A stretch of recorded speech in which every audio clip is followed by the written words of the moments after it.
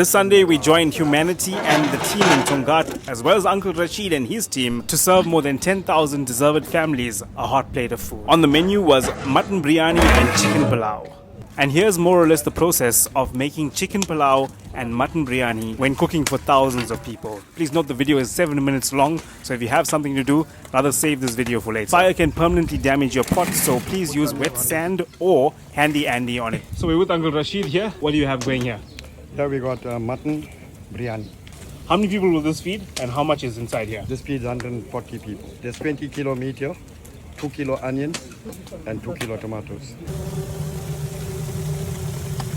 Putting a 2 liter sour milk in our... This is the chicken pulao and Uncle Rashid's adding 2 liters of mas per handa.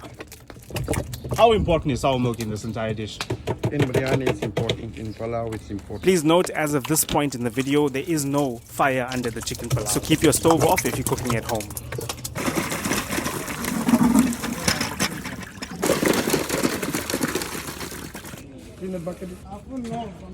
Sprinkle and mix your potatoes with yellow coloring and then add it to your chicken pulao.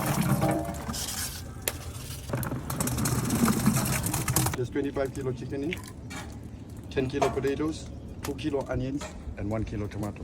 This handa is a double deck. It feeds 200. 200? Sure. Okay. 2.5 liters oil.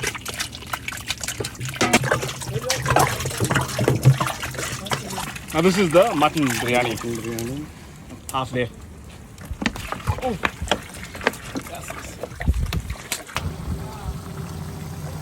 Around 50 grams of jeera going into the pulao and the biryani. Chicken pulao, same. Handful of jeera.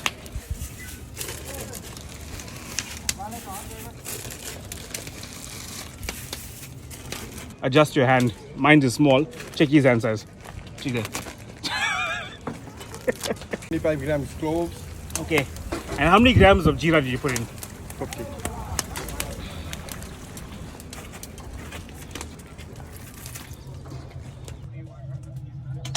The chicken pulao, you haven't started putting the fire on yet. Chicken is soft, so we put everything in and then we start the fire. Okay. Otherwise, you'll have no chicken, you'll have bones. 400 gram ginger garlic mixed together. Mix together.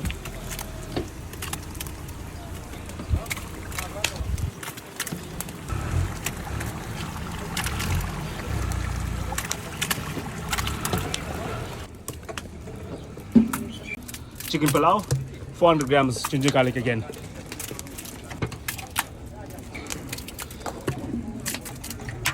Salt.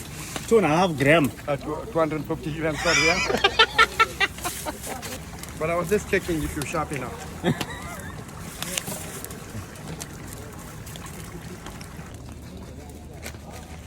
250 here as well. Yeah.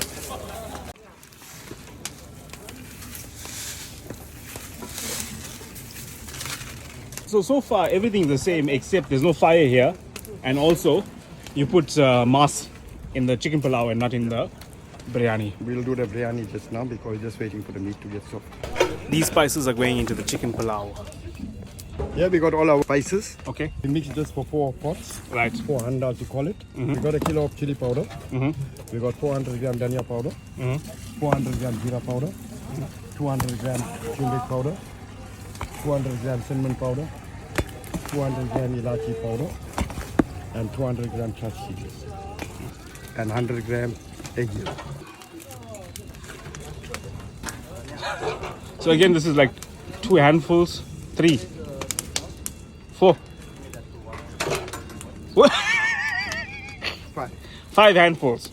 So there's 5 handfuls per pot.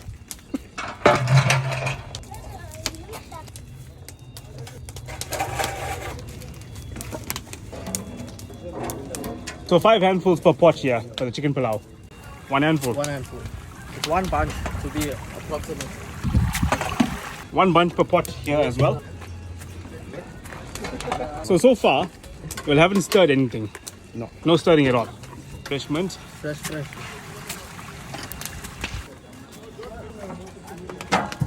Now it's time to mix up all your ingredients in your chicken pulao.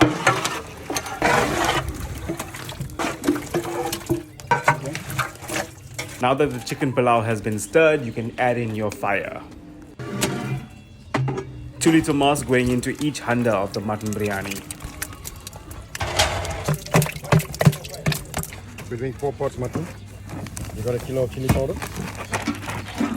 We're doing 400 gram dhania powder, 400 gram jeera powder, 200 gram turmeric powder, 200 gram crushed chilies, 200 gram cinnamon powder, 200 grams egg yellow and 200 grams ilachi. Mix the spices well. This is going into the mutton biryani.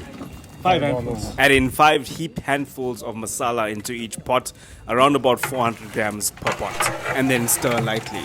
Now that your masala has been stirred, it's time to add in your potatoes, and they will cook for another 40 minutes before you add the rice. Okay, so the potatoes are in already. How much rice? We use 10 kilos naan.